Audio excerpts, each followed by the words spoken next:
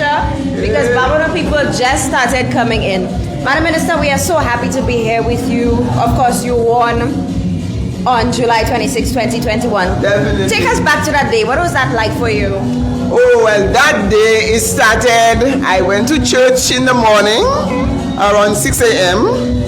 and I prayed and I left everything in the hands of the Lord. Amen. So when I came out, I saw the whole schoolyard by the secondary school, people line up from here to Timbuktu. I said, wow, these people mean business. Wow. So I was able to get my voters list and people started coming to me, asking me where they should go and vote. And I started right there on the ground directing people on where they should go and vote. And then I saw so many people coming to me, I said, well, that was a good vibe. But then you won. What has that been like? Okay, well, the day of election was a little, you kind of in suspense. You're not sure what the movement is on the ground.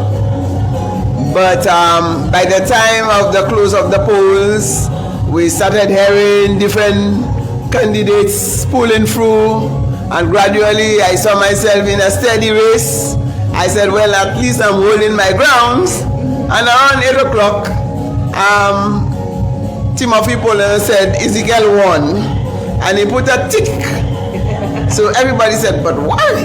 And the people, they were a little taken aback. But people who understand Babonneau politics tell you, I am winning that election because some of my major boxes were still behind. So by the time my 31st box came out, I edged Ezekiel. By the second one, I kept the lead, and that was it. By the 33, we had 33 boxes, and I pulled through. And then I saw people came in from all over. By the constituency office, traffic was jammed. Those persons coming from Fonsaur, they could not come down. The police had to make them go back.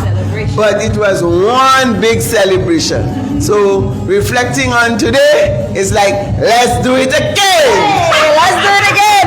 Yes, St. Lucia. So we are live here in Babonneau celebrating with the parliamentary representative for Babonneau, Honorable Dr. Virginia Albert-Poyotte. She's won. She's on the ground. She was out for some time. She's back with us. And I know that you have accomplished a few things in Babonneau. If you can just walk us very quickly through some of your major highlights. Okay, my major highlights is one where I have used the CDP funds very effectively on the ground in every little community. We have divided Babonneau in zones. There are 5 zones, and when I distribute the resources, we ensure that every zone get their contribution. So we have done footpaths, we have done drainage, we have repaired over 100 houses, we have built about 12 houses, we have repaired all the 6 community buildings in Babonneau. We completed the Babonneau, the Lager Primary School, which is a state-of-the-art, a smart school. Then we are completing the water project in Debara, that is almost about $1 million worth. And we have fixed the roads, we have put in signs in different parts of Babonneau. We have built about 6 bus stops with shelters. And then the most important thing are the social programs. The social programs, you may not see them as infrastructure, but that's touching people's lives.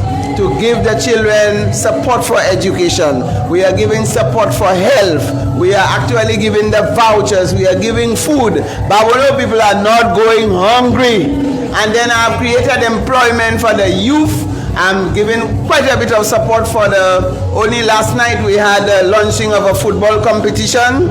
I pledged to give them support. Those who won the second tier semi-professional league, I gave them $10,000. Then the cricketers have a competition going on now. I gave them another $10,000.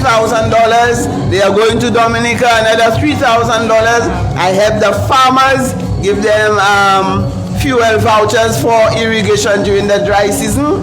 And now the major project is starting in Maki, the drainage project. And Babonneau is going to get a lion's share of the World Bank $10 million project. We're getting our lion's share.